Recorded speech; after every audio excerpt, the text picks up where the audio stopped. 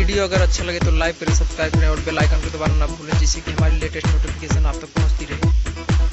आज आप संख्या पद्धति का विस्तृत नॉलेज करेंगे।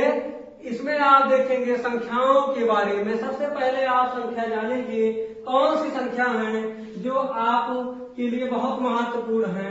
सबसे पहले है आपकी सम संख्या।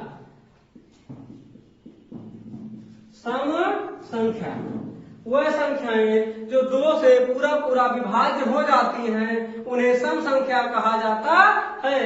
जैसे 2, 4, 6, 8, 10 ये सभी सम संख्याएं हैं। अब आप दूसरा देखेंगे विषम संख्या। विषम संख्या वह संख्याएं जो दो से पूरा पूरा विभाज्य नहीं होती हैं, वह विषम संख्याएं कहलाती हैं। जैसे 1, 3, 5, 7, 9, 11 ऐसे ऐसे आप दो दो जोड़ते चले जाएंगे, अनंत तक दो दो जोड़ते चले जाएंगे, सभी आपको विषम संख्याएं मिलेंगी। विषम संख्याओं के बाद अब आप सीखेंगे प्राकृतिक संख्या। प्राकृतिक संख्या प्राकृतिक संख्याएं क्या होती हैं? गिनती की संख्याओं को प्राकृतिक संख्या कहा जाता है। जब भी आप गिनती याद किए होंगे बचपन में तो 1, 2, 3, 4 1 से स्टार्ट किए होंगे। 1 से स्टार्ट आप करेंगे तो चाहे जहां तक आप बढ़ते चले जाएंगे, सभी आपको प्राकृतिक संख्याएं मिलती चली जाएंगी। जैसे आप 1, 2, 3, 4, 5, 6, 7 ऐसे ऐसे आप कहां तक? अनंत तक। ये सभी आपकी प्राकृतिक संख्याएं हैं। इसी प्राकृतिक संख्या को हिंदू अरबिक संख्या कहा जाता है। अब इसके बाद आप देखेंगे पूर्ण संख्या। पूर्ण संख्या पूर्ण संख्या प्राकृतिक संख्या से पूरी तरीके से मेल खाती है। क्यों? क्योंकि केवल पूर्ण संख्या में 0 से शुरू कर दीजिए, बाकी आप प्राकृतिक संख्या लिख दीजिए। ये सभी जो है पूर्ण संख्याएं हैं।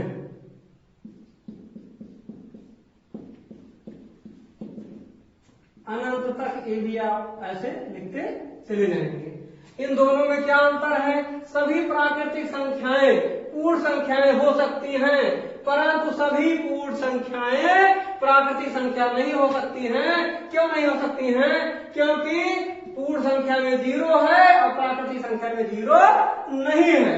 अब इसके बाद आप ध्यान दीजिए अभाज्य संख्या। कौन सी संख्या? अभाज्य संख्या।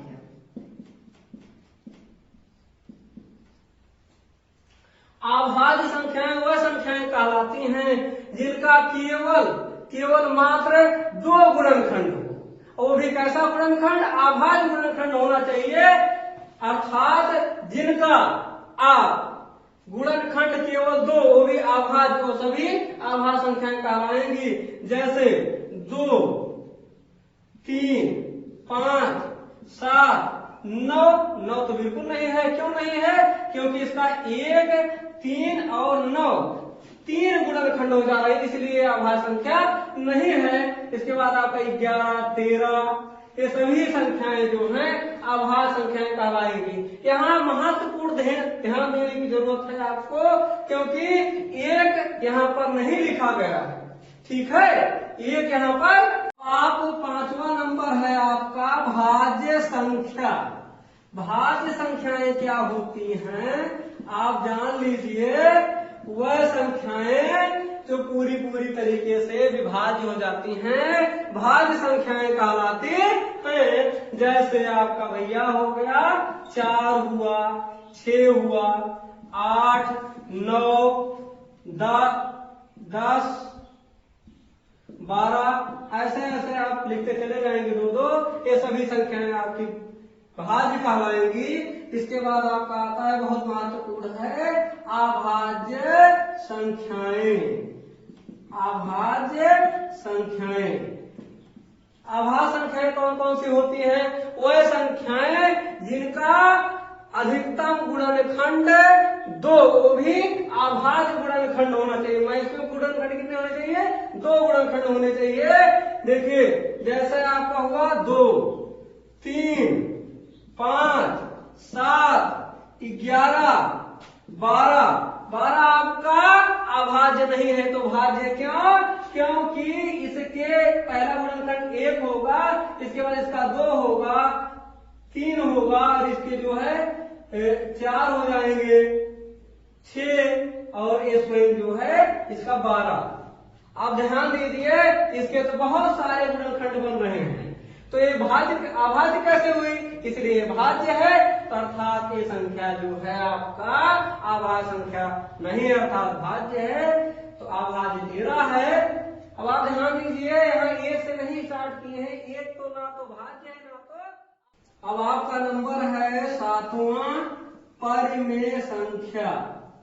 परिमेय संख्या, परिमेय संख्या वह संख्या जिसे हम P/Q के रूप में लिख सकते हैं। वह संख्याएं परिमेय संख्या कहलाती है जहां हर आपका 0 के बराबर नहीं होना चाहिए, अर्थात 0 से बड़ा या तो 0 से छोटा होना चाहिए, उसे हम परिमेय संख्या कहेंगे।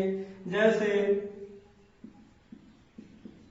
1/3, 4 को आप 4/1 लिख सकते हैं, किसी भी संख्या के नीचे लिखा जा सकता है। अब आप ध्यान दीजिए 5/9 ये सभी क्या कहलाएंगी?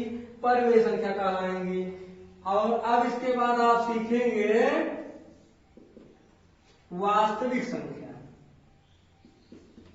वास्तविक संख्या हाई स्कूल में पहला चैप्टर आपका है वास्तविक संख्या। वास्तविक संख्याएं कौन सी होती हैं? वह संख्याएं जिन्हें आप माइनस से लेके प्लस तक बोलते चली जाइए, सभी संख्याएं आपकी वास्तविक संख्या कहलाएगी। अर्थात माइनस अनंत से प्लस अनंत के बीच, प्लस अनंत के बीच सभी संख्याएं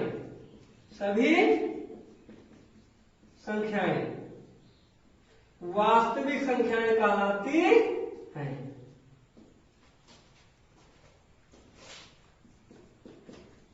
संख्या ठीक है बच्चों, ये है आपका बेसिक नॉलेज। इसके बाद आप सीखेंगे